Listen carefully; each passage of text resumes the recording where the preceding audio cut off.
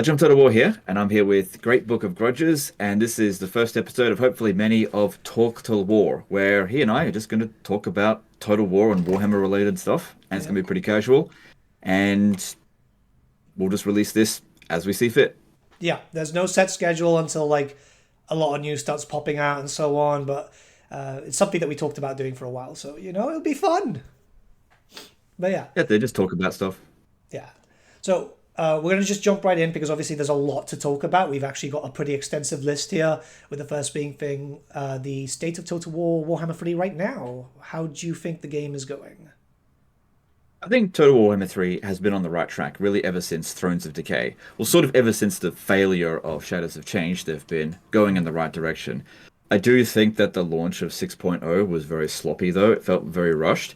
I think they felt like they really had to get that out before Christmas, and there was there was a lack of polish to it. There was just a lot of major bugs and features that really could have been uh, picked up on with one playtest, just weren't really picked up. So it felt very rushed. But they're fixing it up with hot fixes, so I can understand that sometimes you just have a deadline, you have to get it out. Yeah, I mean, Christmas sales are always the biggest ones, right? So it makes sense to just Yeah. try and get it out there as fast as possible. I completely agree with you, though. Like, hot fixes feel good right now. The last one just nerfed Skulltaker a little bit, which was really needed. Uh, I've always felt like that was the intended way that that mechanic was supposed to work, and they just didn't iron that out before launch, and that's yeah, all it really was. Even when I was playing it the first time, I was like, "There's no way that they intended for it to be like this." yeah, because like you could have like a blood host at every settlement or something, right? Yeah, I had like 700 blood hosts at Wow, like 3 turns after obtaining that particular skull wild. cape event thing. So it was just ridiculous. Well, I think like everything seems to be going well in terms of like cadence right now for the hot fixes. I think they said that the next one after this should be end of January, which I mean every 2 weeks for a big hot fix is fine.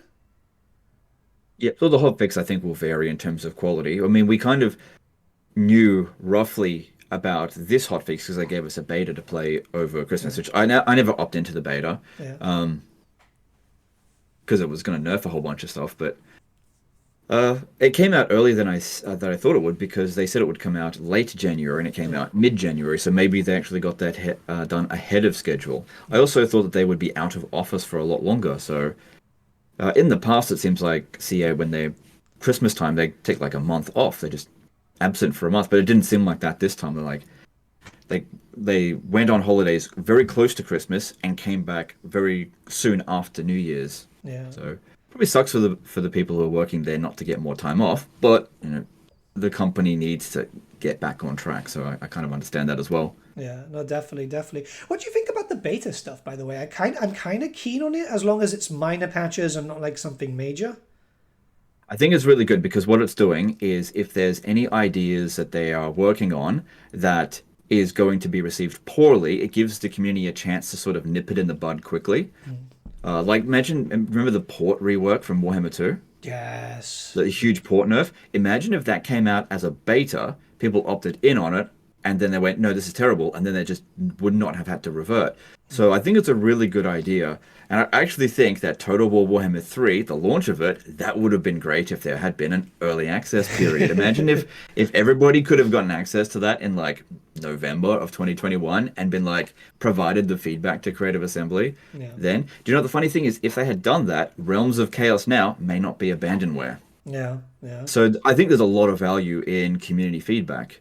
So, it kind of makes the community the QA team, but if they don't have any objections to it, if it's a win-win, we get a better game out of it, a better game faster, Yeah. then everybody wins, Yeah. I especially mean, CA.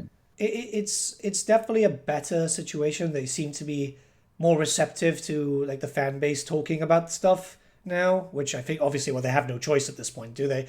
But Well, they I, had really dug themselves into a hole mm, right up until Shadows of Change, where they were not receptive to anything hmm, up until that point. They were just digging their heels in. They had a plan. It was a terrible plan, and they just wanted to chug ahead with it, yeah, and it wasn't going to work. And so now they've gone sort of the opposite approach, yeah, being a bit more open with this kind of stuff, because this stuff does work, yeah, especially considering other companies are doing these sort of things as well, where they're being more open. Like you take Baldur's Gate 3 as a prime example. It had a huge early access period, and it's like the biggest game in that genre of like the decade.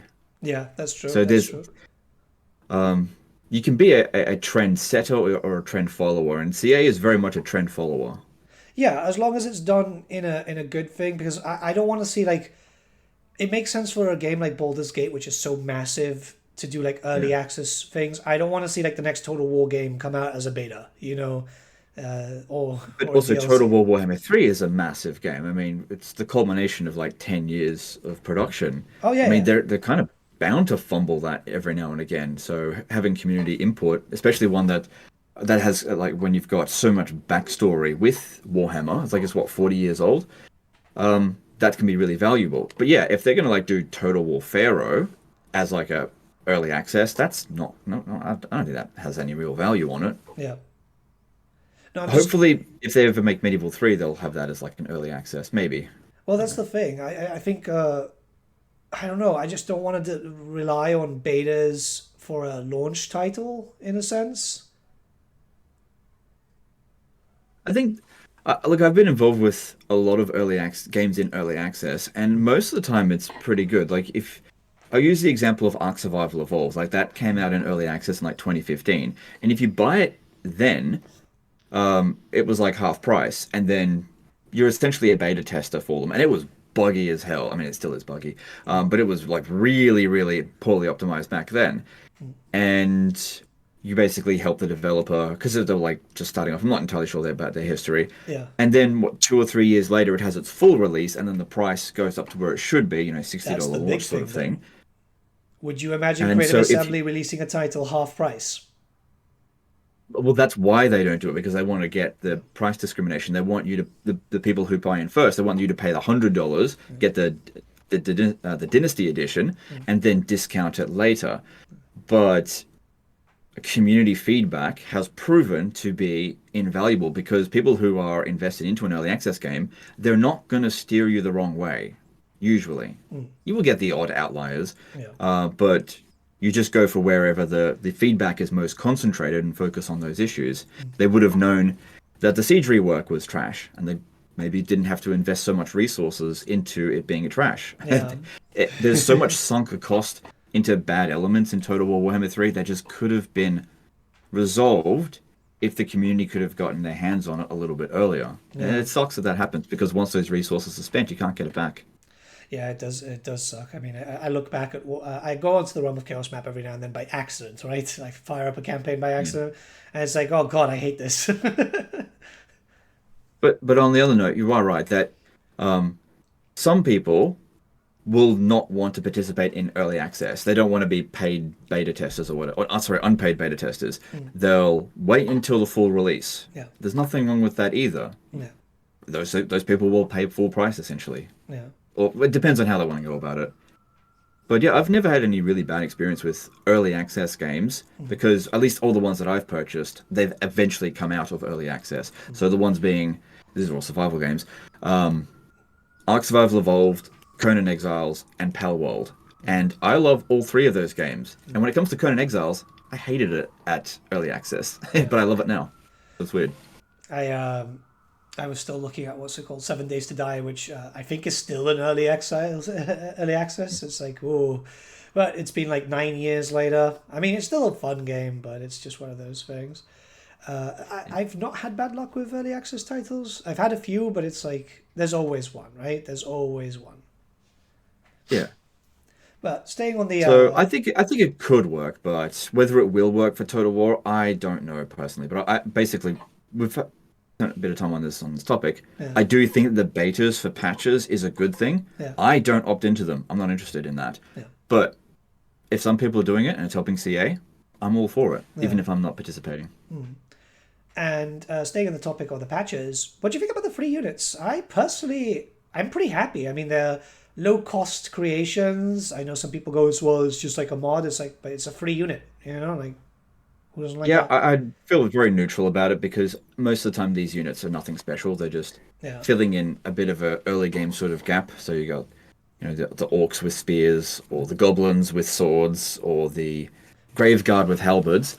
Those were I needed. feel like that stuff is all. Yeah, they were needed Yeah, to some extent. I mean, if you're good at the game, you don't need them. yeah, But I think maybe they were more needed in multiplayer. I don't play multiplayer, so I forget same. about that even existing sometimes. Mm. But yeah, if multiplayer needed them in order for those factions to be competitive, great. And the fact they weren't part of paid content, Yeah. also great. But another thing to consider as well is that you pay for it in time. Mm. Some people don't consider their time to be worth anything, but your time is your most valuable resource. Mm. And so if you've got gameplay that is wasting your time, that's a bad thing. Yeah. I'm hoping that it'll stay as a feature for like the patches because at the end of the day, there's so many units and variants that could add a little bit of flavor to your faction, especially those who like lore-friendly playthroughs. You can't justify those units as a DLC unit, which I think is one of my issues with Gorbad, where his units, some of them very unique, but like the Arachnarok Spider and the other unit of Black Hawks is like, well, they're kind of reskins. I'll be perfectly honest. Mm. I don't like Gorbad. I don't No? like that side of the DLC. I don't like it at Yeah. all. Not for me. I'm not saying it's bad, Mm. but I had a look at the units and what was on offer with it. I'm just like, I just did not see the value in that one. Yeah.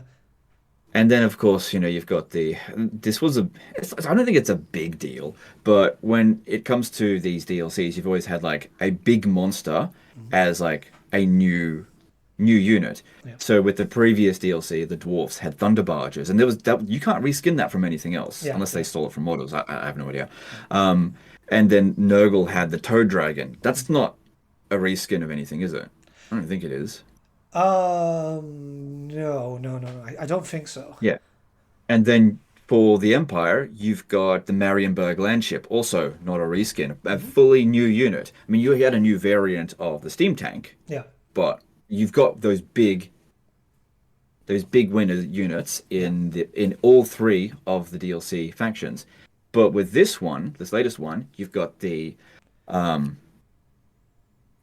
Slaughter Brute, Yeah. which is a Kadai destroyer reskinned, Yeah. which I didn't notice until somebody pointed it out, and now I can't not notice it. In fact, in all the videos that have coming out now that basically has a Slaughter Brute in it, I keep calling them Kadai destroyers, sometimes by mistake. Yeah. Um, I don't really care, but it is like it makes the unit feel less unique, Yeah. especially if it's a paid unit, because reskinning a similar model doesn't cost as much resources as a whole new model by quite a large margin, but you're still paying the same price for it. Yeah. I mean the Wrathmongers and the Skull Reapers use the animation and the rigs of the Chaos Warriors Accord, which I guess for the Skull Reapers it's fine, but the Wrathmongers I expected a little bit more flash with the whirling stuff, you know? Yeah. I'm not too fussed in regard to reskinning like melee infantry type stuff. That's not really that big. I like those units, especially the Wrathmongers. I think they're actually one of the best infantry units in the game. I just did a video on a Doomstack on them. Yeah. Love them. I got no problem with that whatsoever because those are not big flashy monsters, and so I'm not really checking to see if each individual infantryman is using a different animation. If like all the infantrymen use the same animation, that's kind of fine. I'm all right with that. But when it comes to the big monsters, I mean, this is kind of what the whole point of Total War Warhammer was. Yeah. When you see two different units from different factions have essentially the exact same animations, it can be like, oh, there it is. Yeah. There's where they cut some costs, and that's like it's fine. Like, I don't dislike Slaughter Brutes because of it, but it would be great if them cutting costs also meant they could lower the price. Yeah. That would have been great. Well, there's one thing there which kind of confused me, right? Because they said, "Oh, we are stopping work on Realm of Chaos so we could then do more in Immortal Empires." It's like, but this seems less. Well, yeah, there's definitely less in Omens of Destruction than there was in Thrones of Decay, Yeah, just on the Immortal Empire side of things. yeah, So that explanation to me doesn't make sense. yeah. Which is Because there is weird. less. I mean, I like Omens of Destruction to an extent, Yeah, but not as much as Thrones of Decay. I think most people feel pretty similar about that. It's not an S tier DLC. It's a B plus, B minus, something along those lines, and that's fine. I'm not going to complain about that. And you're not going to see me screeching out in the street over that. It's the D minus DLCs that you got to get your pitchfork out. The Shadows of Change, that kind of stuff. That's where you got to put your foot down. This is not one of those times. This is just like, it's kind of disappointing. Yeah. I mean, just because they I set the had bar fun. up so high previously, that's all. That's the thing, yeah. I think I mentioned that in my review. It's like, well, they did set the bar, but at least it's there, and it's still miles better than Shadows of Change at 2.0 for it, even at 2.0. And it looks like we're going to be getting a 3.0 for Shadows of Change. You saw the end of year message, right, from Roger? Yeah. It's like, oh yeah. I had hoped that they would do that, but I didn't expect that they would. So I think it's great. I feel bad for people that bought the whole DLC Yeah. and now can't get a refund, but they only wanted to play Changeling or only wanted to play Yuan Bo. You're not going to be able to get like a partial refund, I think. I don't know. Maybe they will. I don't know. Yeah. I feel like that could get very confusing. But at the same time, I think it's good because there'll probably be a lot of people that have not yet purchased Shadows of Change because they don't want to pay $25 for 3 factions that they don't want to play. They just want to play one of those factions. Yeah. And so now they get those people. So that's good, I guess. Yeah, it's a commitment to making it at least better. Still not a great DLC, but still. It's look, it's a step in the right direction, and that's all we could really hope for. In 2022 and 2023, when I was rioting, like full-blown revolting against EA, it's because they kept taking steps in the wrong direction. Yeah. Steps in the right direction, you're not going to hear from me. It's that simple. Yeah, I mean, I'm if we get like the promised reworks that were in the original roadmap, it's like, okay, Still waiting for Bretonnia. Yeah. Oh, yeah. I would love some reworks. Yeah, faction reworks, that'd be great. Because honestly, like the 5.1 patch, that is my favorite patch of all time for Total War Warhammer because of what they did in addition for the dwarfs. And now the dwarfs are now one of my favorite races. Previously, for all of Total War Warhammer, I have not really enjoyed playing the dwarfs. Not anymore. I love them. Yeah. They're one of my favorites now. It's good commitment. Reworks work most of the time. Some reworks are mild, but when they do really put in the effort and do a good rework, I think it works well. And I'm really starting to warm up now to the Ogre rework, but I feel like it needs a 6.1. That's what I feel like. Yeah, a little bit more. It's missing its version of the Deeps. There's like something missing for the Ogres to take it to that step of, I now no longer think that they're trash. I think that they're fun. Can we get it a bit further? I don't know. Maybe they've got something up their sleeves. Like the bounties feel good now. The camps feel good now. Yeah. It just feels like there's just one element missing. And it's good now as well that each lord has their own like thing. Yeah. And that all 3 of them feel like a DLC faction. It would have been great if they had done that with the dwarfs. But they've got 6 legendary lords instead of 3. Yeah. It's great that they did that for at least the Empire. Yeah. It's getting into a really good spot there because like I was recently playing Scrog and I'm having a lot of fun with it. So it's like, oh, this is awesome, a base game character essentially, because even though pre-order it's still a base game character, but it feels unique. So I can play all 3 of them and actually have 3 different campaigns, which is lovely. More of that would be wonderful. But yeah, and they're all 3 quite different. So you've got an incentive to play each of them.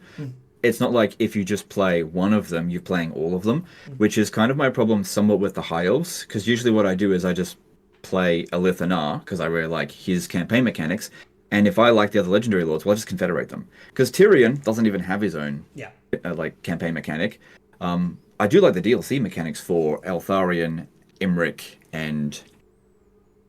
I don't actually care that much for Alariel's campaign mechanic. I could forget about that one. It's very mild. Yeah. But I'll just confederate the legendary lords themselves. Yeah. But yeah, it's good to have different campaign mechanics. Something that makes each campaign for a particular faction within a race unique. Yeah. It's good that they've done that with Empire and with the ogres. Need my boy Skavens to get something. Come on, Queek. He needs that skull. Queek needs his skull taker mechanic. Every time I talk about just reskin it, it's fine. Honestly, well, yeah, sometimes those reskin mechanics are quite good. Hey, how many times have they reskinned Grom the Pauncher's mechanic now? It's like 3 times. Just skull taking mechanic, super simple. Just give that to Queek. Just change it up a little bit. Yeah, put a little Skaven art and that's it. Honestly, plagues for Skulk, that's all I want. Plagues for Skulk, and then boom, you're done. You've got... Wait, we've got an FLC character in there somewhere. Tretch. No one plays Tretch anyway. Who cares? He doesn't need one. Don't worry about Tretch. He just exists. Barely even a legendary lord. Downgrade him to legendary hero. So mean. I'm sure I upset every single Tretch fan, which is 2 people. Oh, that's awesome. But yeah, well, actually, one more to talk of this There are was obviously, 99.5 legendary lords in the game. Sorry, I cut you off. Go on. but since obviously we've been talking about like all that, the DLC droughts, the patches are obviously helping now with the droughts. But should the droughts be this long? It's been what, 8 months or so at the moment. Well, I think there's a reason behind this particular DLC drought with Omens of Destruction. I don't think we should really get into it too much. It's just going to stir people up, especially because, you know, everything that I said about it. I'm not really interested in opening up that old wound. Um, I don't mind if there's a long time in between DLC, as long as it seems like the wait is worth it. Yeah, For Omens of Destruction, it didn't seem worth the wait. Like, it shouldn't have taken that long to make that amount of content. Like, it took longer to make than Thrones of Decay by, like, 2 months. And also, during Thrones of Decay, between Shadows of Change and Thrones of Decay, Creative Assembly launched Total War Pharaoh. They cancelled Hyenas. They lost, like, half their staff. And they had a Christmas break. How do you come up with a quality DLC of that quality in 6 months, but it takes 8 months to make Omens of Destruction, which is Immortal Empire's exclusive? yeah, There's got to be another explanation, because especially when all the big monsters are like reskins. yeah, Like, where did the time go? There's got to be a better explanation. Something happened. yeah. What exactly happened? I don't know for certain. I can speculate, but I don't really want it right now. Yeah. No, I mean, it's one of those things where I'm hoping that DLCs hurry up because at the end of the day, people are feeling the fatigue. There's a lot of people still playing the game, though. I think it's on the highest it's ever been on the like standard at Yeah, the the moment. game is in pretty good state. They've been climbing quite well ever since Thrones of Decay. It's been good. Like, post Shadows of Change, it was pretty bad. It was worse than Warhammer 2. Yeah. We're actually, not that Warhammer 2 was bad, but Warhammer 3 has more concurrent players now than Warhammer 2 did in a stable state. Because obviously you get a big spike happening Yeah. after a DLC, but then it declines back to the diehard people, Yeah. like us that play it all the time. Yeah. It's higher than it was with Warhammer 2, which is good. So Warhammer 3 is like objectively better, doing better than Warhammer 2, I guess, if you look at it from that metric at least. Yeah. So that's good Honestly, in a way. It just took a long time to get there, which sucks. yeah, it's nice to see something like because it's been on average around 25 to 30,000, and it's like that's wonderful. Yeah. You know, it's super super cool, and it does lead to the question like, since there's so many players, how many DLCs do you think they're left? Yeah. Yeah, it's hard to say. I mean, it's really hard to predict something like that because we both hear rumors about this kind of stuff, and we both know that things change constantly, Yeah. but we don't see evidence of these changes happening in real time. So I've heard 3 DLCs are left. Yeah, that's more or less what I'm The hearing. next one, definitely Slanesh, right? That's got to be at least one of the races that are coming. As for what the other two are, take a guess, whatever. Yeah, Then I've heard Dogs of War is next. Which I don't think makes that's a it- huge surprise. yeah, they've been in the game file so long now. And then from what I'm hearing after that is it coming to sort of an end of times of some sort. Yeah. And what that'll entail, I have no idea. These are just rumors. I mean, there may not be an End Times DLC. Yeah. Maybe there was one in development and it got canned because I heard about World War One Total War and it apparently got canned. Yeah. I've heard about a lot of things that got canned. And usually when I talk about something that's like years before it comes out Yeah. and ends up getting canned, I look like an idiot. So you want to talk about these things way closer to when they're actually going to be announced. Yeah. That's what I've learned. I've made a lot of mistakes with this stuff. Yeah, I mean, it's one of these things that, I mean, 3 DLCs is more or less what I'm hearing, and it's kind of realistic. My worry is, like, there's so much that can still be done, right? Like, there is so much in Warhammer Fantasy. And I was thinking, it's like, oh, maybe when we see this other game, because we know there's going to be a game being announced this year, right? Roger put that in the message. I think most people are not going to be surprised if we speculate that it's Warhammer 40k. Yeah, yeah. I don't think there's going to be too much surprise about that. I mean, they've hinted towards it in the past. Yeah. It seems like the logical next step. Yeah. So I don't think that's a huge surprise. I mean, wouldn't it be surprised if they come out and it's like, hey, Rome 3, surprise. Could you imagine? It's just, I'm telling you, right? I'm okay with that.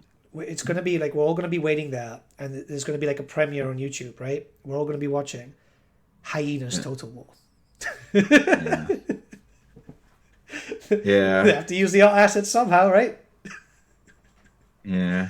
They somehow managed to rework that engine into a Total War game. Hey, could be possible. Could be possible. But I doubt it. Whatever. before we jump into like I, the th- I, th- I think possible, I think Lord of the Rings Total War is more likely than that. But anyway, let's dude, move I on. would give so much money for a Lord of the Rings Total War. Like, oh my I god. think a lot of people would, and I think Creative Assembly would do it if they could, Yeah, the license because is really it's expensive. just like, hey, Creative Assembly, do you want money? If the answer is yes, make this game. Yeah, But it's a case of, can they get the license for it?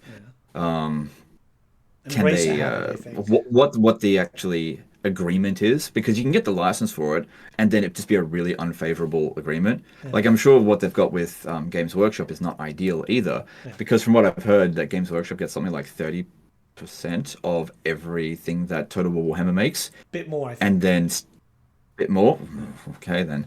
And then Steam takes a cut, and then Sega takes a cut, and then what's left for them? Not a hell of a lot. So it's usually best for them to like make a historic, like if Creative Assembly could make a historical Total War game be as popular and can make as much money as a Total War Warhammer game, that would be preferable to them, Yeah, yeah, I would imagine, because they'll get a bigger cut from it. yeah, It's a smaller pie, but they get a bigger piece, which yeah, is why I guess they tried stuff like Total War Pharaoh.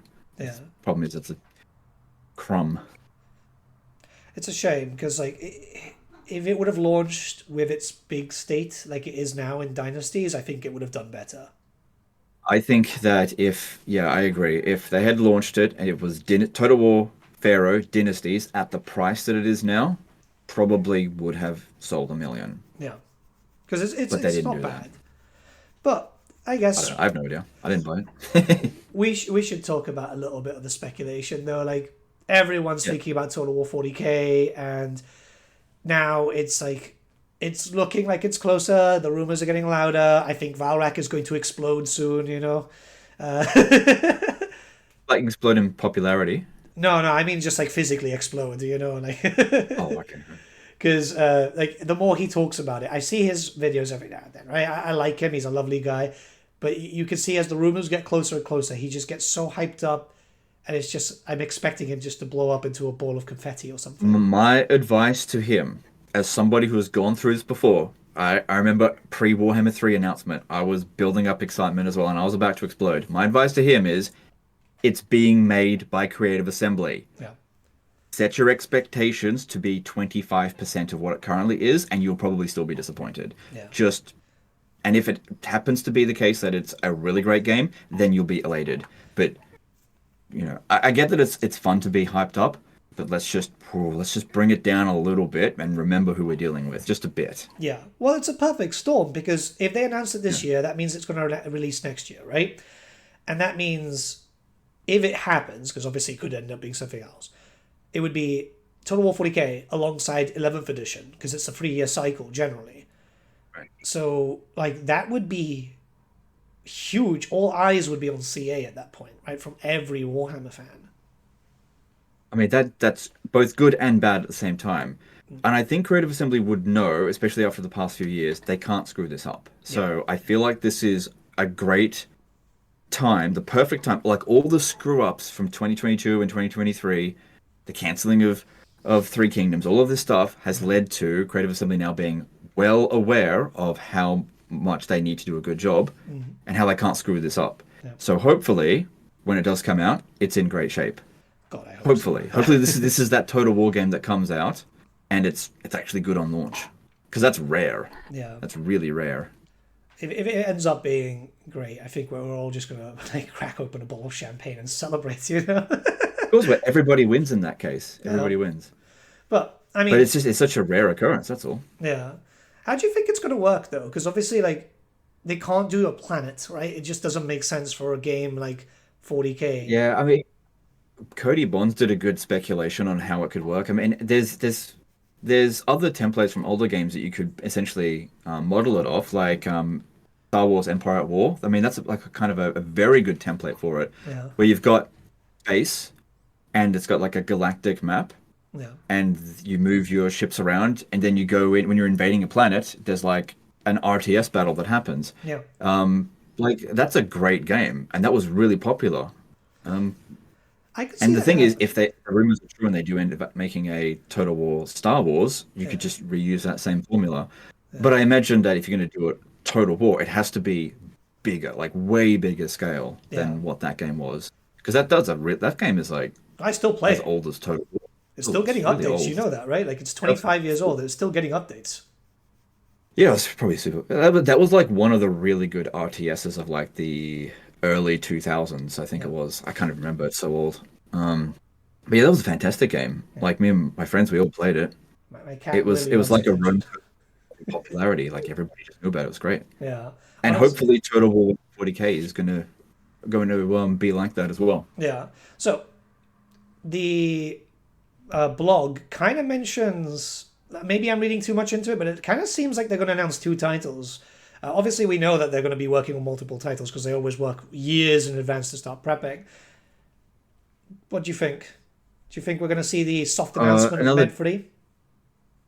of Medieval 3. Yeah, Oh, I soft don't know. announcement. That's yeah, that's well, I guess they kind of did like a soft announcement with Alien Isolation 2 because I think that only just started production. I don't think we're going to see that anytime soon. Yeah. I don't know. They have a history of liking to of announcing a game when it's pretty much complete, Yeah. but they're also changing a lot about what they're doing. So maybe, I mean, they can break the mold and do things a little bit differently and announce like soft announce Medieval 3 2 or 3 years before it actually comes out. Thing is, though, if you do something like what Bethesda has done and announce Elder Scrolls 6 Oh, and it yeah. doesn't come out for like a decade, people you like the hype goes down over time Yeah. because other things come out and people lose interest. Yeah. And I think they're aware of that. You kind of want to build up hype in a short period of time, not dragging out forever like Bethesda does. Yeah. I think Bethesda gets away with it because it's Elder Scrolls, right? Yeah. Total War just doesn't have that level of prestige. So I don't know. Maybe they do that, but at the same time as well, they need to get historical fans interested in Total War again because the vast majority of them they've just moved on. I Yeah. think It's like you're not it's seeing them in the forums yeah. clamoring for it. They're not there anymore. They're gone. Yeah. I kind of They're noticed like, when they well, we've been stopped. asking for Medieval 3. Sorry, I'm cutting you off too many No, times. no, You, no, no, you, no. you Don't can worry. talk. Don't worry. No, I'm just saying. It's like I kind of noticed when I stopped getting like medieval fans or historical fans bitching on my videos. It's like, ooh, that's weird. Normally they would like complain, like we don't want this, especially when a DLC gets announced. But they don't do that anymore. And it's like they've gone apathetic to it. Yeah, and that's the worst thing I think that can happen to a franchise is that not when your customers are angry, but when they grow apathetic. That's the death stage of it. And that's happening now with historical Total War. Like the players, they're not they're not arguing anymore. They're just gone. All that's left is Warhammer players. Yeah, That's it. and that's no way to sustain a franchise.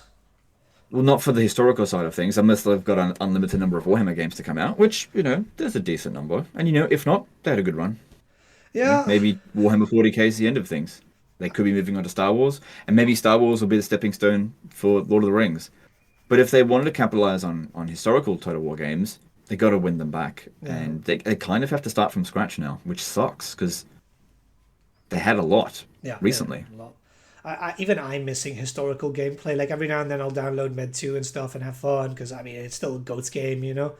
But Yep, it's about exactly the time that same. we saw a new one, which is a bit of a I'm shame. tired of going back to Medieval 2 and being like, well, I want to play a historical Total War game. I'm going to go play Medieval 2 again. It's like, wow, this game is nearly 20 years old. Yeah, and you have to like rewire your brain to remember all the hotkeys and stuff because obviously it's the different controls and so on. Oh, I just changed all the hotkeys to what I'm used to now. Yeah, It doesn't work quite as well, but trying to find a yeah, the, fix. the, the default isn't great. Yeah, but with that, since CA are known to work on a lot of titles, and obviously we know Alien Isolation 2 is coming in, um, are they going to be overextending? That's, I think, something that always kind of worries me.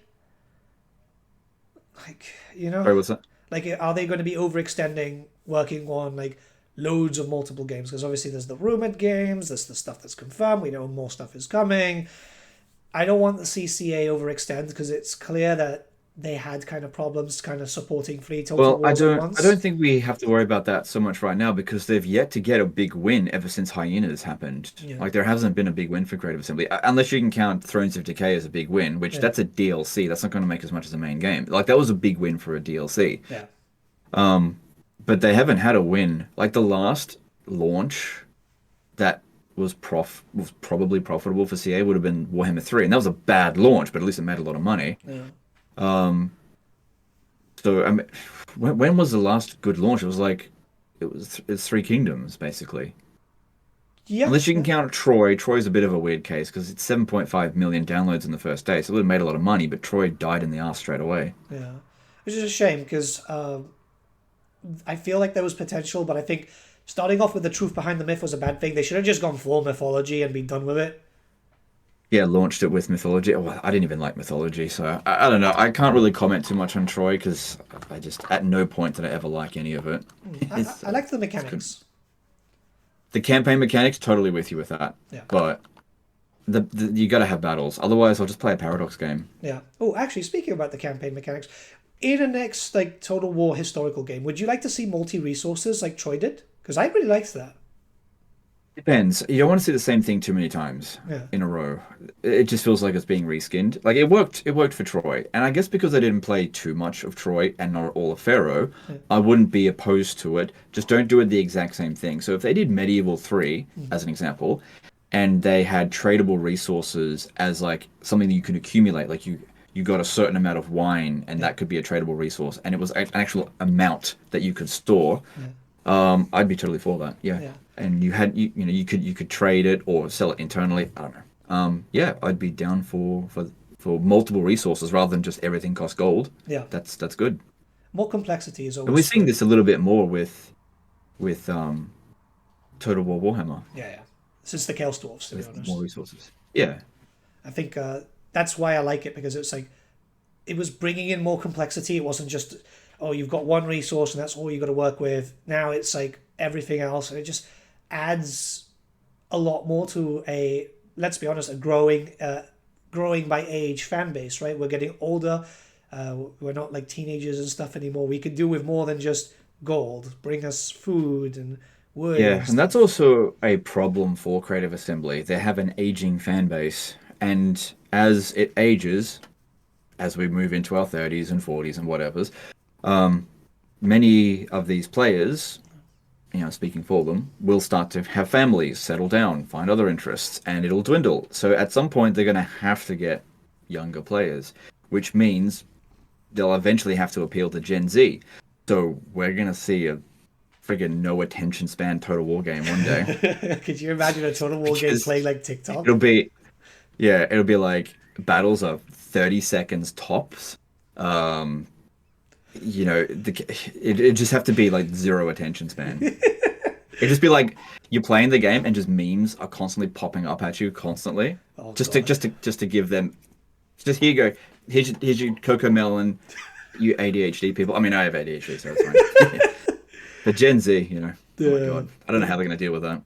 I mean, we're gonna get a lot of new fans if the 40k stuff is true because 40k is gigantic in scope. Honestly, I keep Yeah. forgetting how big Warhammer is, and we're in the mainstream. Warhammer's in the mainstream, and I think it's hard for me to swallow that. Right? Like, it's weird.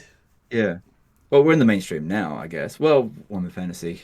Yeah, because it wasn't, and Total War Warhammer sort of brought it in. Oh yeah. But you know, compared to some other games, it's a small fish Oh no, yeah. still. We're not World of Warcraft level, but we're getting there. Well, there's very few games that are World of Warcraft level. Like those are the absolute top, and you know everything. Like 90% of players pull to the top. Like right now, it's like Marvel Rivals. So in many ways, the funny thing is that's a hero looter shooter. That's what Hyenas could have been, Yeah. There's maybe. looter shooters are so weird because like there was one that came out straight after Hyenas got cancelled, the finals, and that one ended up being fun, but it died just as quickly. That one looked better, but it was still just more of the same. Yeah, yeah. It's At very least it got to difficult. launch. Yeah, Yeah. but I mean And but don't forget the best one, Concord. Concord. Yeah, that one was. Yeah, that was the best game ever made. It launched, but I think what Yeah. lasted a week, something like that. Not very. Yeah, about a week. Oof.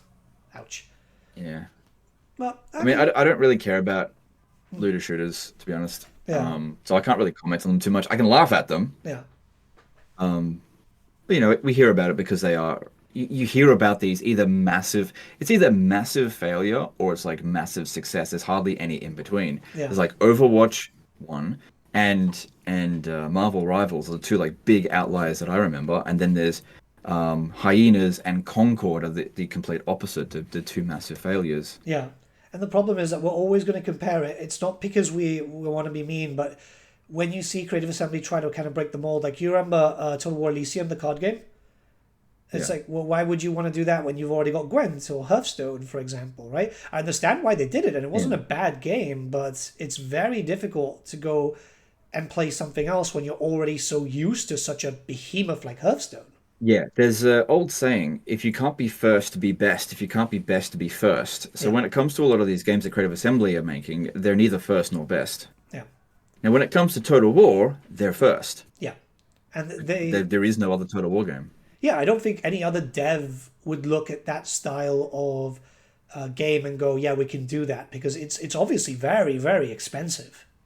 Yeah, It's like, yeah, right, it would be. And the thing is, Total War is built off 20 years of other Total War games. And Total War Shogun 1, that was originally just supposed to be just another generic RTS game, but they had a great idea and they spent some time working on it. yeah. And they built a winning formula. And every other Total War game has basically been built off the back of that, and there's probably still legacy code from Shogun 1 in Total War Warhammer somewhere in there, possibly. Yeah. Um, and if you're a 2024 company with expenses having risen so much, you can't just start up an indie game and make something like Shogun 1. Yeah. That's not gonna compete. Yeah. You've got to, in order to compete with Creative Assembly, you have to make Rome Rome 3 essentially, but it has to be better than Rome 2, Yeah. which that's not very good, but still, Yeah. it has to be better than Rome 1. Yeah. It's one of those things where I don't know. They have obviously built a legacy, and that's why we're 25 years into Total War now. You know, this year is supposed to be a big one with announcements and stuff. Which Yeah. do you have any kind of hopes for that? I mean, they've just announced that they've done the whole thing for Empire, where you no longer need a beta key, which I think is kind of cool. Uh, I don't really care that much. I think it's more a case of they're just going to try to shine a light on all their past Total War games so that they can maybe make a few extra sales on them to sort of pay for what's coming in the future because they don't have anything coming out this year. I think it's more along those lines. Yeah. And I don't have a problem with that if they want to give some love to their older titles. What I'd really love to see, which I do not expect whatsoever, is a Medieval 2 DLC. I know That'd some be people don't want to cool. see Medieval 2 DLC. I'd love another Kingdoms expansion for Medieval 2. Yeah. Just add more campaigns and maybe update it. Oh, I don't even know if I want them to update it. A remaster for Medieval 2. That'd be awesome. Dude, But Farrell did a I don't great expect job this. with Rome 1, so Uh I I think liked it. I don't necessarily agree. There's some areas like I like Rome remastered, but let's be real, the biggest complaint was the UI. Yeah. And it didn't really take it far enough. I mean, there's some massive issues in Rome Total War that weren't really addressed. I mean, Yeah. I'd like to see a I'm remaster. yeah.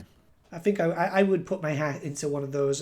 At the end of the day, like as long as a remaster is good, because I'm always like looking at. There's so many companies doing remasters and remakes and shit like that. I mean, fucking hell, even The Last of Us is getting it. That game is like 6 years old or something, and for some reason it's getting a remake. But for Total War, all the Yeah. titles it works. I think. Yeah. Yeah. Maybe. I don't know if Rome 1 Remastered was considered a success because I heard that there was plans for a Medieval 2 Remastered, but because Rome 1 Remastered didn't do as well as they expected, because it was in development for quite a long time as well, Rome Yeah. Remastered. I think they may have canned it, but I think it was easier to make a Medieval 2 remaster and make it work, Yeah. but I'm not sure because Medieval 2 is way more popular now than Rome 1 is. It's like the third or fourth most popular Total War game in terms of concurrent viewers. 18 years old. And that might actually have to do, a lot to do with the mods though. Yeah. Yeah. The Maybe. mods are. It's got Third Age Total War. Yeah. They would have to be able to port Third Age Total War over to Medieval 2 Remaster, and that could be where they have an issue with it. Yeah.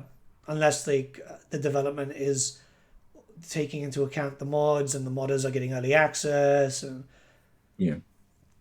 could be Could just cool. be more hassle than it's worth for them. But, Yeah, it is something that I would like to see. yeah, I don't expect it, though. yeah. No, it'd be a bit of a shame, but you never know. You never know. I'm hoping that we get at least some stuff this year, like some nice news and a little bit of nostalgia play. Maybe one thing very important if anyone Creative Assembly is listening. Don't patch like anything for Free Kingdoms. The community bug fix mod does amazing stuff already, and like like because that would break every single mod. Because if they patch like a game as a celebration post, and then that breaks every mod that's there, right, with people who have already long moved. Like I play a lot of Free Kingdom still, and I'm kind of just like, don't break my stuff, please. Yeah. I'm in two minds about that. But yeah, I kind of agree. They kind of did that with Rome 2, actually, a little while back. They made a couple of Rome 2 DLCs after they had finished doing Attila DLCs Yeah, because the Rome 2 DLC sold better. yeah, But I remember the very last Rome 2 DLC, I actually had a massive problem with it. It was a faction pack yeah.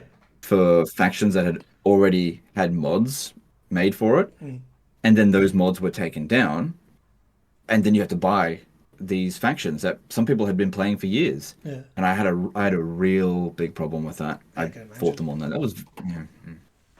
The cat keeps Anyway, jumping up and that's down. old news. Yeah. Now, before we jump into some other stuff, I want to divert from Total War because they do have another franchise that they jump into. Well, they're jumping back into Alien Isolation 2. Dude, I'm so hyped for that. I am actually like legit hyped for it. Because like, did you ever play the first one? No, Seriously? I've got it. I've never played it. Oh, dude, one of the best horror games of all time. I shit you not. It's the smartest I'm AI sure it is. ever. I've heard it's really good. Made by the Creative Assembly? It can't be. I know that's why. That's I why. guess it is, but the console team is very different. Yeah, I'm just not interested in horror games. I do own it, but I've never played it. I really It's enjoy it. just not something. I'm not going to trash Alien Isolation. It's just not really something that I'm interested in. Yeah. Well, the reason why I That's all. wanted to talk about it is mostly because, like, obviously we've been talking about like multiple titles, the possibility of them doing a soft launch. I'm hyped, and I must admit I'm very very hyped. But you mentioned this earlier today, where it's like the hype is there, but if they're taking too long, the hype might die down a bit. Yeah, I don't know why they sort of soft announced Alien Isolation 2. Maybe it's to sort of divert a bit of attention away from hyenas. There's got to be some thought behind it. Well, that film came out, Because right? Romulus or something. Alien Romulus, yeah, I actually watched that the other night, and it was alright. Yeah. It's alright. It had a few little nods to the original movie, which I like that. I like it when they reference all the originals. Yeah. I mean, I'm just hoping that they don't, because one thing that worries me, and it's a thing that happened with Warhammer 3, right? They tried to break the mold, and that's something that I'm looking at CA, like, you know, don't make it like super flashy. Obviously, add some new stuff, but like the AI worked fine. You don't have to like turn it into something that it's not, because that's what happened with Warhammer 2 to Warhammer 3. Wouldn't it be funny if Isolation 2 was just hyenas reskinned and it's just like a hero looter shooter and they just reskinned all of the characters into like Ellen Ripley and Alien version 1 and Pred Alien and it's just hyenas. It's reskinned. Well, it'd be the same team, wouldn't it? Right, the console team. Yeah. Wouldn't it be funny? Alien Isolation 2 is just like it's actually hyenas and they're just trying to find some way to sell it. That's all it is. Yeah, I mean, I don't think that's the case, but how hilarious would it be? yeah. I mean, Just a hero looter shooter. I'm just hoping that it has the same feeling as the first one, and I think that's quite important because obviously we're 99.9999% Total War, right? But like every now and then we divert. You've been playing a lot of Power Worlds. I'm waiting for like Dynasty Warriors Origins, which comes out I think on the 17th. So I'm like, oh yeah, you know. But every now and then I like to divert to a different game. I've been playing a lot of CK3 actually lately, which is been taking a lot from me. That's Game of Thrones mod is incredible, dude. Like holy shit. DK3 is a good game, and Paradox games are usually very moddable, so Yeah, yeah. It's a big they're spend. huge time soaks. So I don't blame you for that. Yeah, I really want to play some more Crusader Kings 3, just time. yeah. Just don't have unlimited time. So I want to go back to Total War, and we're going to talk about something that potentially is in the very far future. Uh, Total War Star Wars, you know, that no context leak from someone, and then some guy went, "Yes, no, I know it's been a thing," and it's been back and forth. What do you think, man? What do you I think? don't have a problem with it. I mean, I think it's a logical next step after 40K. I mean, you could basically just be a reskin of whatever they do for 40K would work for Star Wars Total War because it's a spacefaring, galaxy spanning sort of empire thing. I think it would just be a lot less grim dark than what a Total Warhammer 40K game would be. Yeah, So maybe they're using the framework for Total Warhammer 40K, but they're just securing the license now for Star Wars. mm, I don't know. I don't really want to emotionally invest into something like Total War Star Wars, especially when I'm pretty sure the next one is Total Warhammer 40K. yeah, And also Star Wars as a franchise right now is in the absolute toilet. yeah, Like I could not give less of a shit about the new Star Wars content coming out. yeah. So how about let's just wait and see what they do with it first, before we start getting too hyped about it. Yeah. Because Star Wars is more trouble than Total War, that's for sure. It's a big cause for concern here for me because obviously I know how Games Workshop act, right? Like I would like to say that I know Games Workshop better than most, and I have been predicting stuff pretty on the ball lately. Even like the whole thing with Cafe just recently being soft announced for the old world when they did an Yeah, you article have a a few months great ago. relationship with Games Workshop, I think. I'd like to It's think really so, good to see. yeah. And Yeah, it's nice, you they seem know. to really respect you, and you have respect for them as well. It's great. Yeah, I mean, it's a fun thing. Every now and then they send me some toys to paint. I'm like, yay, toys! Which for me, it's a big thing, right? Like, my background is tabletop more than anything else. But Yeah. I look at that and then I've seen, like, for example, what happened to other companies who have been working on, like, Warhammer products and then they started doing Star Wars and they had licenses revoked, for example. And Hmm. obviously, people Yeah. look at Well. Games Workshop as the Sorry. big villain, right? Everyone goes, "Oh, the Games Workshop is evil." Disney, though, like, I don't like Disney, man. I don't like Disney. You don't like Disney? What are you talking about? Disney are family friendly. They're great. I don't know, So, man. I'm kidding. Everything they've done to Star Wars lately just doesn't feel. They've done some good things. Andor is amazing, right? And I liked the I don't know. Ahsoka series. Is it so? Would it be too far to actually go ahead and just say that is Disney is actually like evil? Like, I wouldn't say that's a stretch. Like, Yeah, it's actually evil. is the House of Mouse, right? Yeah, it's like it's like when it comes to corporations, it's like it may actually be evil. That's you, that's I wouldn't say it's a stretch. you hear Disney. about these things about people working in like Disney World and stuff and like falling apart in heat stroke because they're wearing those costumes and stuff like that. It's like that's terrifying. You should have other staff members like in rotation so people don't potentially die. And then franchises basically getting destroyed for the sake of it, which is Yeah. scary because like Star Wars is so beloved, man, and it's kind of like Yeah. set everyone against each other. Oh man, imagine being George Lucas, and I mean, George Lucas did a great job of Star Wars Episode 4, 5, 6. He did Yeah, a pretty good job, I think, of 1, 2, and 3, mm, but it was like his baby. yeah, And imagine you like sell your baby for $3 billion, and then you watch Disney like destroy it, basically. yeah, I don't know, like, is the money enough comfort? It might be. I mean, that's a lot of money. yeah. Um, I don't that know. that'd be oh my God.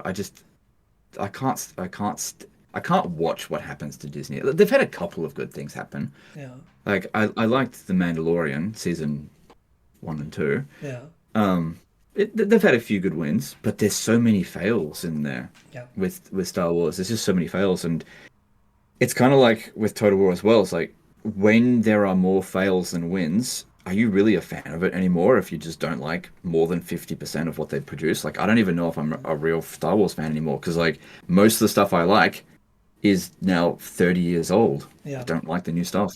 yeah. I mean, But I'm not emotionally invested in it like I am with Total War, so I don't rant about it. yeah. Well, I'm looking at it that way because it's like, how is it going to be with if we end up getting like a Total War Star Wars? They want to do a trilogy, because it would be, game one, prequels, game two, the actual ones, and then game three would be maybe just do two games. No, no, no three. Yeah, Yeah. yeah. No first I order don't, I don't mind the bullshit. 3 game model if that's how you get an amazing game. Also, another question for you, like, what would you say if somebody said, "Oh, you just don't like the new stuff because it's appealing to a younger audience"? What would you say about that? No, I wouldn't say that though, because like I'll be honest with you, I know a lot of people gave shit for like the Gungans and Jar Jar for the prequels, but I kind of liked them, right? Like I thought it's kind of like the same purpose as the Ewoks had in the original trilogy. So Hmm. like I don't mind appealing to the younger audience. It's more of the Yeah. case So, of breaking sorry, law. no, no, sorry. Yeah. Yeah. This is my argument for it because I'm similar agreement. I remember that I watched the original Star Wars because my parents were a fan of them, and I loved it. So I think that a good movie, a good story, is universal throughout the generations. Yeah, And this whole appealing to younger generations is bullcrap. Star Wars, in its original form, is not racy. It's not overtly sexual. yeah, It's not particularly violent. yeah. I was watching it when I was 6 years old. I remember I had a friend at school who was obsessed with Star Wars, and it was 20 years old when we were watching it. So I just don't really think that that flies because I was a fan of 4, 5, and 6 when I was just a little kid. That was Yeah. before 1, 2, and 3 came out. Yeah, I mean, it's a lot of people will use that argument a lot. It happens recently with like the Tolkien stuff and Rings of Power. It's like no, because like, and they go with you guys all bitched about the Hobbit. It's like I love the Hobbit. The Hobbit was great. Like I don't see a problem with it. Sure, they changed some stuff around, but even the original Lord of the Rings films changed some stuff around. You know what the funny thing is? The ironic thing about The Hobbit is that The Hobbit can be accurately described as as a saying that Bilbo Baggins said in the very first movie of Lord of the Rings. It is butter stretched over way too much bread. Should have been That's two it's, films. it's actually quite ironic. Yeah. It should have been one film, but okay. I would have gone with two, and I It's would all have it's kind of good. made the Battle of Five Armies a little bit larger, mostly because I just really like Yeah, those okay, northern I'm dwarfs. all down for large scale battles. That's fine. I'd concede at that point, but I think it was just stretched out to be too many movies. Oh, there's too much money in Lord of I the don't have a Rings. problem with the Hobbits, but there's more in Lord of the Rings, and I was really a big fan of Lord of the Rings. I think I just watched them way too many times. Things just have a way of just you get tired of them after a while. But I think they made some really good decisions in terms of the films about leaving stuff out that was in the book because Yeah, there's some stuff in the book that would not translate very well Tom to Bombadil. someone with lower attention span, Yeah, which I'm on that spectrum.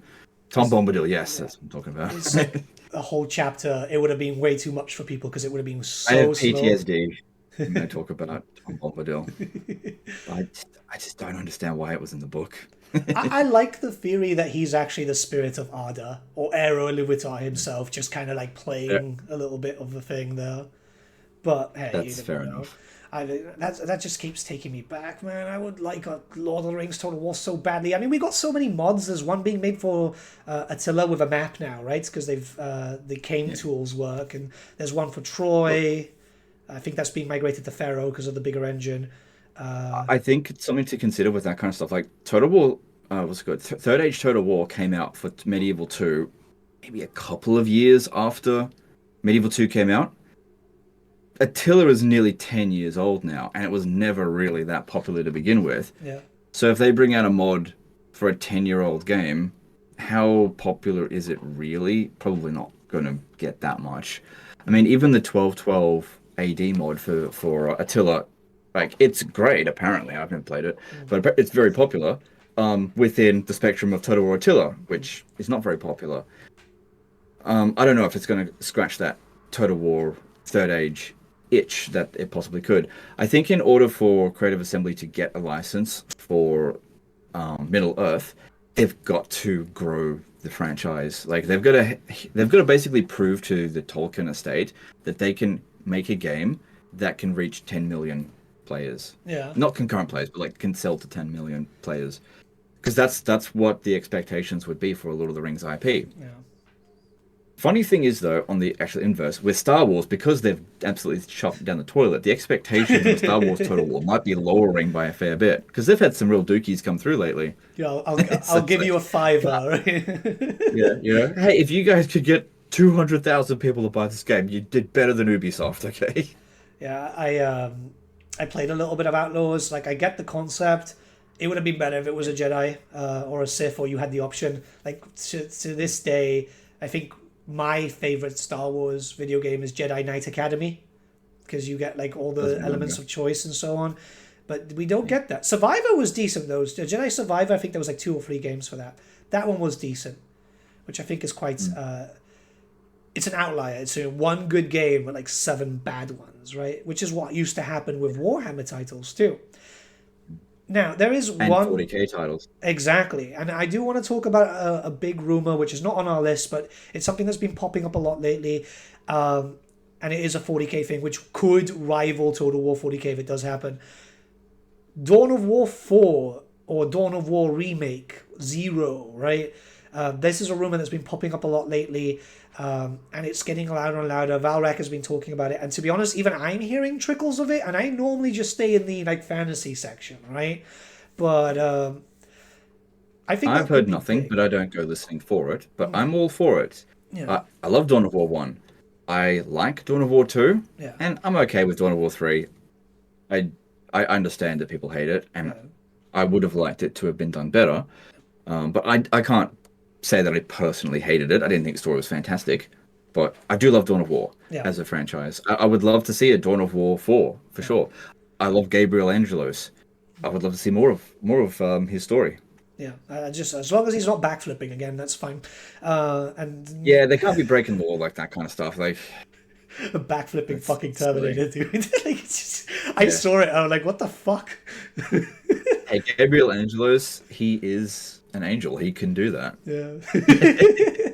But I I think, mean, angel of death, baby. yeah, it could be good though. I mean, I'd love to see a return to form, but like an actual RTS, actual base building and so on. I think that's really, really important. And I think that could make a lot of money. There's no RTSs coming out lately. It's always Yeah, you've I got a think old set style thing. RTS might be dead though. I don't know because there was Age of Empires 4, and Yeah. that was like a return to form. But did that? I don't think that did great. I mean, that was Relic as well. I Yeah. would assume that Dawn of War 4 would be Relic, unless it's Saber or Ooh, that's a big thing Saber and actually. Grudges. That'd be Well, interesting. They just get all of Relic's old IPs because they did so well with Space Marine 2. the rumor, and this is actually something actually quite important to talk about. The rumor about like how Relic and CA get the license is not them getting it, but rather it's Sega, Hmm. which is interesting, isn't it? Because like obviously that's like the parent company And doing then all the work. Sega delegates it. That Yeah, makes a bit more sense because Relic was under the Sega umbrella, yeah. Now they're on the which Crypto was, Bros. yeah, I don't know. I mean, flip a coin with how that's going to turn out. Could Fucking work out well. But like I said, flip a coin. We'll see. yeah.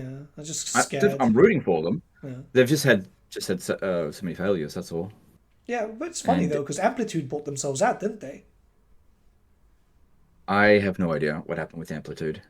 Yeah, I could have sworn they bought themselves out, which is obviously the smarter thing to do, but you need the capital for that, right? Like that's You know, maybe that was Creative Assembly's plan all along, was to tank their overall value so they can buy themselves out from underneath Sega. This was like they made Hyenas. They had no intention. It's like a 5D chess move.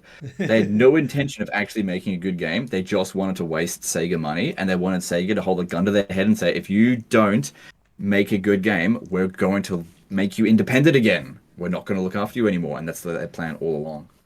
on, that would be a Wouldn't it be funny dream. if that was their plan all along?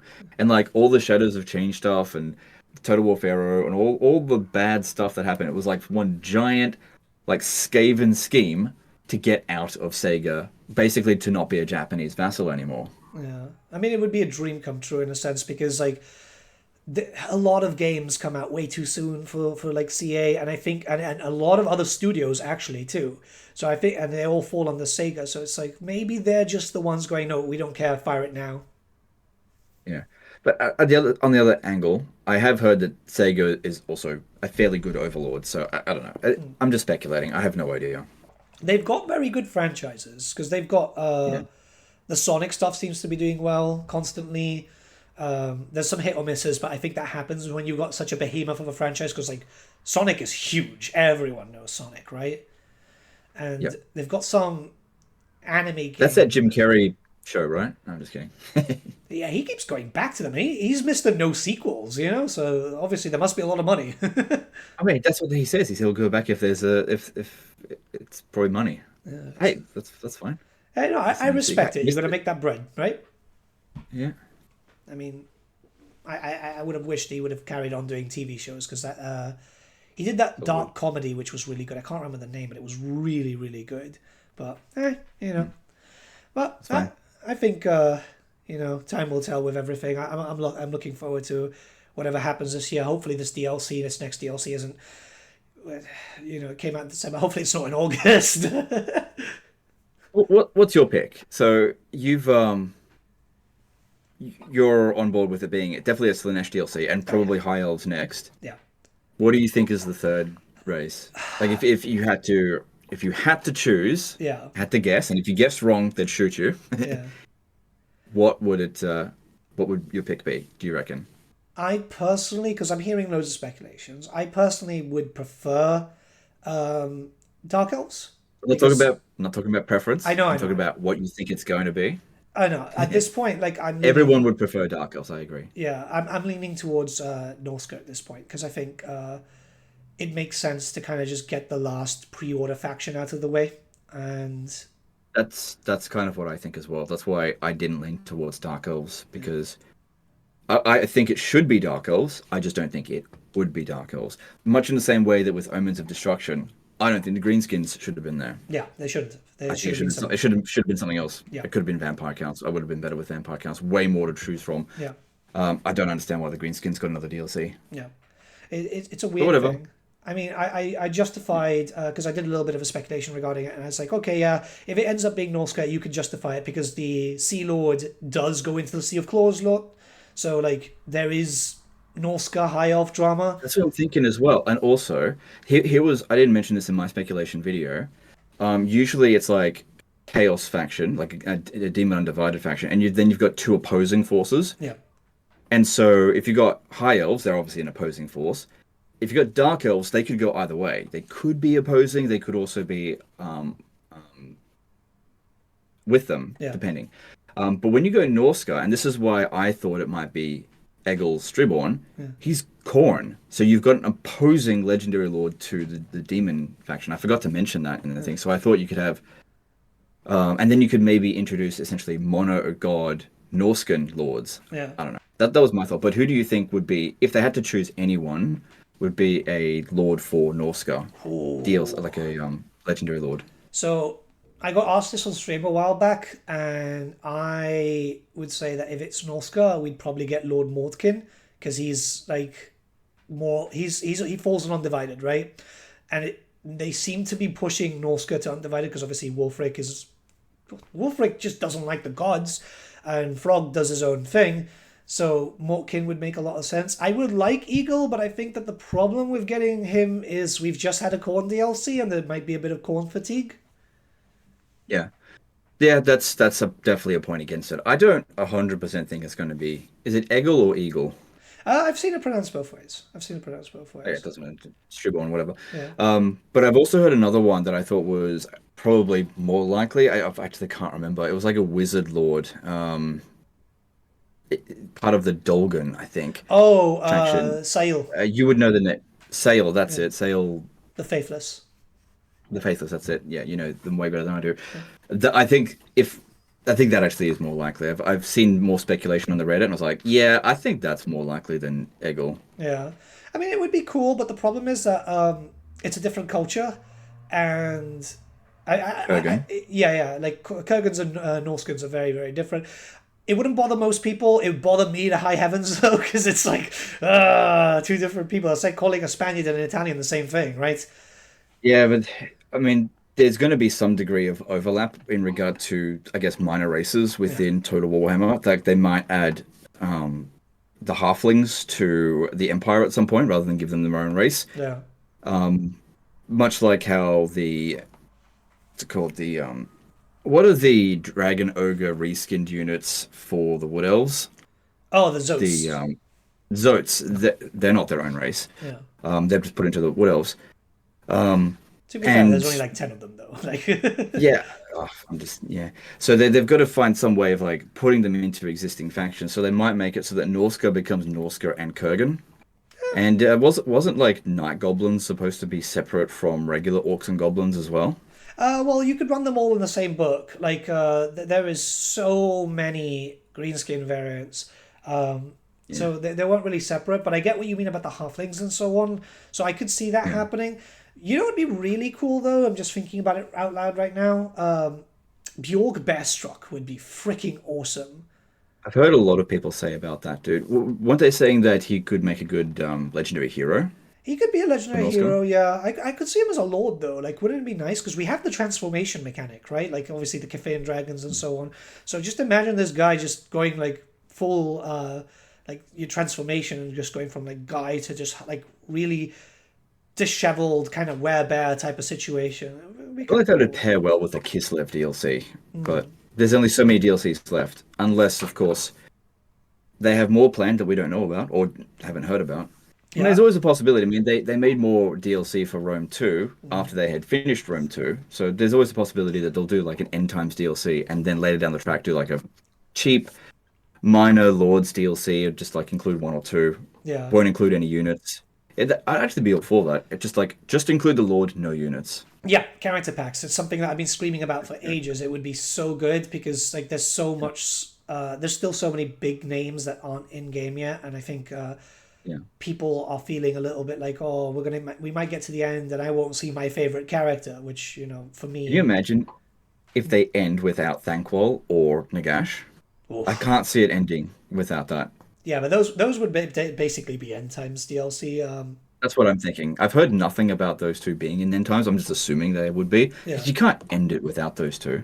Well, they Because those two were publicly, big players in the End Times. yeah, but they publicly confirmed during Warhammer 2's lifespan from the very beginning, actually, that Thanquol was eventually going to come. So people have those receipts. Okay, you got to keep something in mind. Creative Assembly said that. Oh, yeah, yeah. Northern Lords for Three Kingdoms. They don't mean anything. It's like Boris Todbringer is going to have his day. I'm Yeah, still okay. falling with the idea that that's what they're going to do for a free patch some point this year to celebrate like the 25 That years. was that was during Warhammer 2. That was like 4 years ago, and most people I think have forgotten about it. Some of us haven't. Yeah, But what I'm trying to point out is that things that Creative Assembly say unofficially are yeah, you can't hold them to that. It's not necessarily it's not set in stone. It could just be something that a community manager said, and they could have gotten raked over the coals for that. They've been don't confirm Thankwall. We actually have no plans of doing that. That could have happened. Actually, I think it was Rich that confirmed Franco. I'll have to go back for the Oh, receipts. maybe. But Maybe. I, Well, I, that'd be interesting. Yeah. I wouldn't be happy if we didn't Still, get I would be Boris. surprised if they ended it without Thankwall. Yeah. And to It be just honest, doesn't make sense. Like, you get Tretch in there, you don't have Thankwall. Come on. yeah, no, and like Boris needs to happen. There's a lot of Boris hype, especially now because of the old world.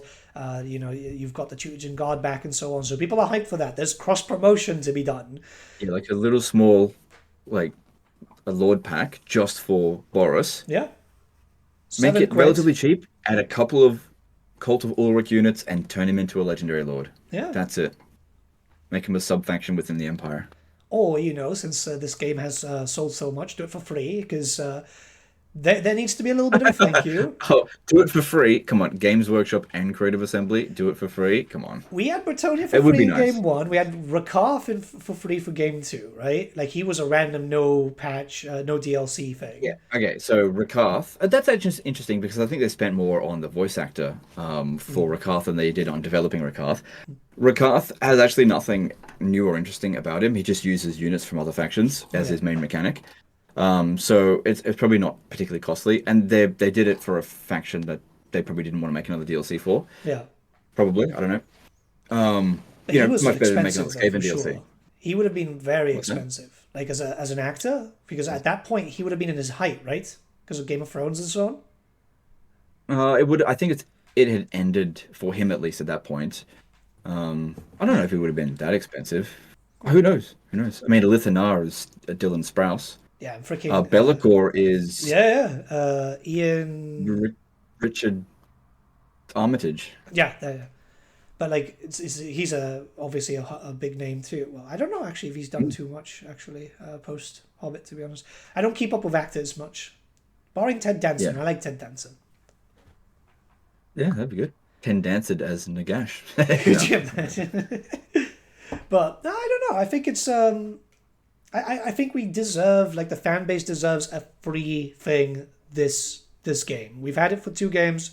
The third game as a big thank you for all the money spent, right? Because did you see that, like, infographic of the speculated how much money has been made from this franchise? It's like 500 million or Oh something. yeah. Oh my God. Yeah. Well, you got to keep in mind that that all went down the toilet with hyenas. So, well, I actually don't know that. Yeah, they made a lot of money with Total Warhammer. Well, across all the different people taking a piece out of the pie. Yeah. Still a lot of So, money though. Still a lot of money. Games Workshop, Sega, Steam. Yeah. That's still like Yeah. it managed to let them, like, buy, because during the height of Warhammer 3, they bought the other studio up north, right? Which is still active, by the way, because they're hiring for it recently. Didn't they build that studio for hyenas? That wasn't to do anything for Not as far as I'm aware. I think that Total War, I was. don't think. Like they bought CA Sophia to work on Total War stuff. Yeah, no, but they built that one for something else. And I think Yeah. the Hyenas guys were actually in CA Horsham. Because they had that new studio also for the. Because they got in. They announced it about 2, 3 years ago. They had a mocap Yeah, I remember studio. that. Yeah, that was actually really funny because they announced that they were like expanding and they were like bragging how much they were expanding, and it was right before Shadows of Change came out, and then it was like, "Costs are up, guys." It's like, yeah, because you bought all these freaking studios. Yeah, Um, scary, yeah, isn't it? that was. Honestly, Yeah, really scary. I I don't know. guess. I guess when it comes to getting free stuff for Warhammer, it's like I try not to get my expectations too high, just because with Warhammer 3 we have been disappointed so many times already. So Yeah. keep your expectations low, and that way they can only impress you. Yeah. Hope for the best, expect the worst type of thing. But, like, Yeah. I'd like something, and hopefully they do something. Because at the end of the day, there's been a lot of money that goes into it, a lot of time that goes into it. Uh, Obviously, like, we've got thousands of hours into the title, and it's not like. And I know players, like, not content creators, who rival our playtime, right? So, like, they're playing a lot. Obviously, not as much because we put a lot more time into, like. No, there are definitely people that have more playtime than us, for Yeah, sure. yeah. Like, what are So, you up to at the moment? not so much because, like, all the ups and downs. I think around 3,000 something. Yeah, I'm at about 8,000 hours. Yeah, So by this point in Total War Warhammer 2, I think I was over 10,000 hours. yeah, So I definitely play Warhammer 3 less frequently than I did with Warhammer 2. yeah, But when Warhammer 2 was like eating its heyday, I was obsessed with it. It was like all day, every day. It's all I ever did. Now I played Warhammer 3 today, most of today, yeah. but I'm not obsessed with it in the same level. It's like 80% as much. I definitely played less, but, like, we had the bad launch made me not want to play for a while, right? And then obviously they got Oh better yeah, for during the sure. Immortal Empires, and then obviously Shadows of Change kind of killed it for me too. So Yeah. that's a big thing. But I've been playing a lot more since Thrones came out, and then Same, yeah. this year, well, last year there was a span in the works because Old World finally released, and I've been Yeah. playing a lot of that. With the books on me all the For time. me, Pal World released. That's a good game. Have you That played the was new a update for it, by the way? Yeah, I've played the crap out of it. I love Pal World. I think it's great. It's very, very good. It's amazing to see a small studio just come up with. Obviously, it's something that's been done before, but, like, they really expanded upon Yeah. it. Uh, Yeah. they're They getting weren't sued, first, they right? were best. Exactly, Like it's exactly that. it's better than Pokemon. Yeah, it is, and they're getting sued by Nintendo, aren't they? Yep. That sucks, honestly. Well, Yeah. Well, the thing this is I think the fact that Palworld exists gives me hope for Total War because when you've got something like Pokemon that exists as a monopoly, Pokemon is the biggest franchise in the world. It's bigger than Star Wars. I think it's worth nearly $100 billion. Jesus. Ridiculous. So they have not innovated with Pokemon in forever. It's just their progress is just it's minuscule in between games. And much is the same way with Total War. A competitor shows up and just blows it out of the water, even though it's kind of a hybrid game. It's not exactly a Pokemon game. It's also like an Ark Survival Evolved. They modeled off that as well. Yeah. But at the same time, you've got a lot of things that Pokemon players have been like asking for such a long time, and it's here now, and it's in Pal World, and it's like $30. It's in early access, and they're just constantly adding new free content to it constantly, and it runs really well, and it looks good, like really good, like cartoony artistic style. I'm hoping something like that happens for Total War, just from a smaller studio out of nowhere. It's called Total Bat. No, not Total Battles. What would be a synonym for Total War? It'd be complete conflict. That's what it would be. Complete conflict. Rome 1. Complete conflict. And it's basically just Rome Total War. But everything that a Total War player has been asking for years from Creative Assembly, and here it is from a small studio. And it's in early access, you pay $30, and it's, not super polished, but it's got the features that people have been asking for. Yeah. And maybe it's got better AI. And I think that would be the kick up the arse that Creative Assembly needed to make fantastic Total War games again. Yeah, because I think a big thing is we want CA to succeed, but sometimes they need a bit of a kick just to kind of get them up there. No, I don't care if they succeed. I want Total War to succeed. I don't care about Creative Assembly. Yeah, but you know what I mean. Because here's the thing.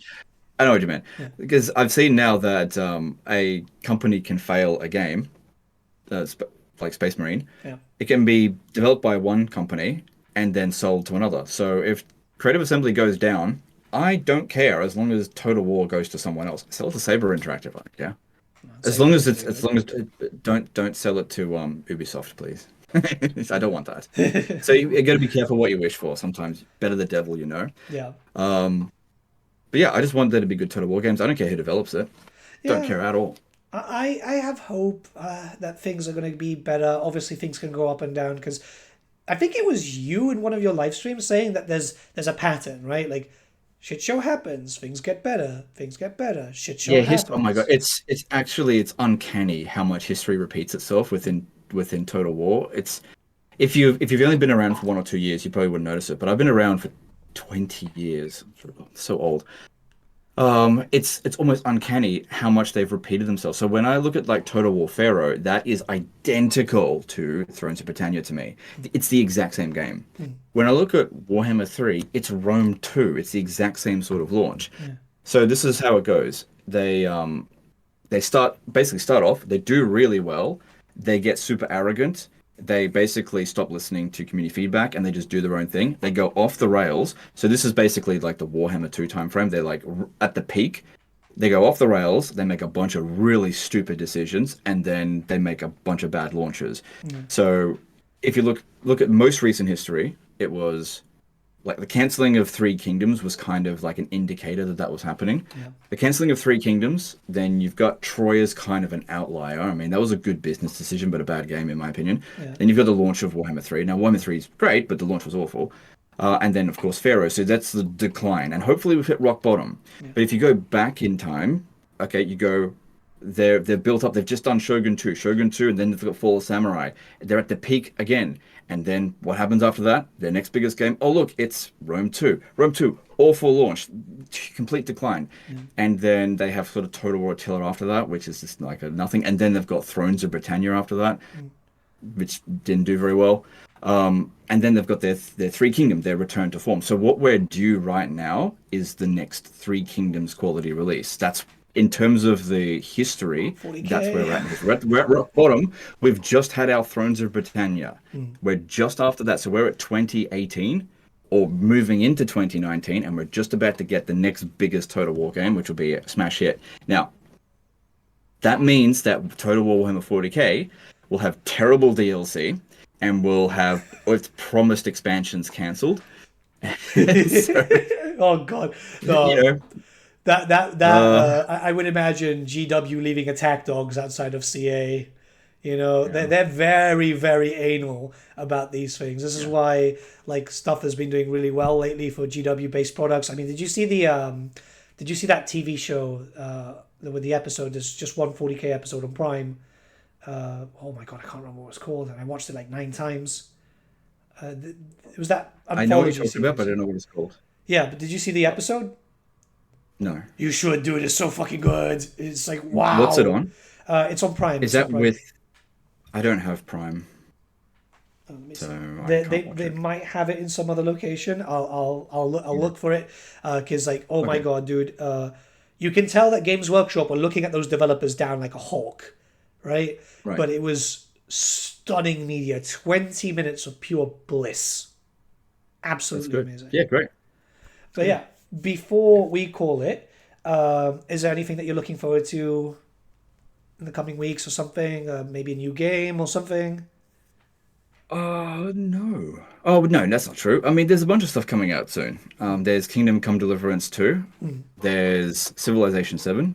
I'm not like a huge Civilization fan, but I enjoy them on a casual level, so I'd be keen to give that a shot. Maybe just we'll see, we'll see. Yeah. There's talks behind the scenes I don't want to get into too much, but um, yeah, those are some two good games, or two potentially good games. I've heard great things about Kingdom Come Deliverance 2 so far, Mm. so I'm really trying not to watch anything because I don't like to get spoiled. Yeah. Because yeah, I enjoyed the first one, Yeah. and I've heard nothing but great things about the second. So yeah, that's kind of what I'm looking forward to. But I think like one of the big things I'm really looking forward to is more Power World content, Yeah. and of course Total War Warhammer. That should be a given. Yeah. I am looking forward to the next DLC. I think that they'll announce it fairly soon, I like the hope next so. 3-4 months, I hope so. hopefully. I think 2025 will be okay. Yeah. Like I think 2024 was kind of a disaster year. Same thing with 2023. Yeah. But there were a lot of gems in between all the There were. garbage that There were. came out, Yeah. and I don't care about the garbage. I'm just going to focus on the gems, Yeah. like Assassin's Creed Shadows. I don't care. I'm just going to ignore it. Yeah. I haven't played a Assassin's Creed game since Rogue. Not that I've got a problem with the franchise. I just lost interest. Yeah. That's the Franchise same fatigue. shit It happens. over and over, isn't it? It's like they just It is. regurgitate It's the just the same same thing. thing over and over again, and I don't have a problem with it. I just lost interest. Yeah. So I'm not emotionally invested in Assassin's Creed anymore. But I did used to really love it. But yeah, there's I think there'll be quite a few good games come out this year, and I think the most important thing is attitude shift within the game industry, thanks to developers like Saber Interactive that released 40K, Space Marine, Pal World, Baldur's Gate 3, NetEase. Is it NetEase that made Marvel's Rivals? I think so. I can't remember. Yeah, like I don't care about the looter shooter genre, but it's about attitude. It's Yeah. like they're just giving gamers what they want, and this is a good sign. And hopefully, all of the entrenched developers for multi-billion-dollar companies, they go, okay, we've been doing it wrong. These guys have the formula. Let's do more of what the gamers actually want to play. Yeah. That's because all we want is good games, Yeah. Definitely. That's and we've literally been it. telling them what those good games are for a very long time, but they don't listen. But now they've seen what the good games can actually achieve. So hopefully Yeah. they'll follow the leader. Let's hope. Let's hope. Honestly, Yep. I'm the same thing. I'm waiting for later today, at the time of recording this video, Dynasty Warriors Origins. I like Yeah. Dynasty Warriors, and it's a game I can switch off. And more than that, I'm not going to be gaming much. I think until I'm going to do my usual Total War stuff. But like I'm really enjoying this. I'm really, really enjoying this. So I'm taking as much advantage of playing as much fucking Old World as possible because I waited 8 years for this edition. 8 long Yeah. years, and it's mine. And I'm having so much fun with it. I'm looking at going to one of the tournaments this year at GWHQs just so I can like make no friends and just have some fun. Yeah. But yeah, that's Yeah, I think 2025 will be a pretty good year. I don't think there's going to be anything that's terrible coming our way. So that's good. Ever since the Thrones of Decay stuff, I feel like I can kind of relax a little bit now. yeah. Oh, that's Frozen. actually not true, is it? I did the leak. That's when, okay, after the leak, that's where I was like, okay, I can kind of relax a little bit now. There's nothing more, no more battles to have to do in Yeah. real life. I can just relax. That's good because I hate doing that shit. I Yeah. hate it. I did not want to have to do that. Yeah. I mean, Still regret sometimes it. these things, it's always like come and go, isn't it? But yeah, I'm feeling Yeah. confident. As long as the Sinesh DLC is the characters I want, I don't care. Or no, the units I want. The two other factions I don't really care too much about, really. Just give me what I want. I'm looking for the high elves. Like that's what I don't care about Slanesh. I'm looking for high elf stuff because I am a big high elf enjoyer. So bit of a rework for them. Some faction mechanics for Tyrion and Teclis. Maybe an update for Alariel. I'd be pretty happy with that. Yeah, yeah, that'd be cool. But yeah, I guess, thank you guys so much for watching. This has been episode 1. We'll have more down the line. We'll keep you guys posted. Okay, we'll see you next time. See ya.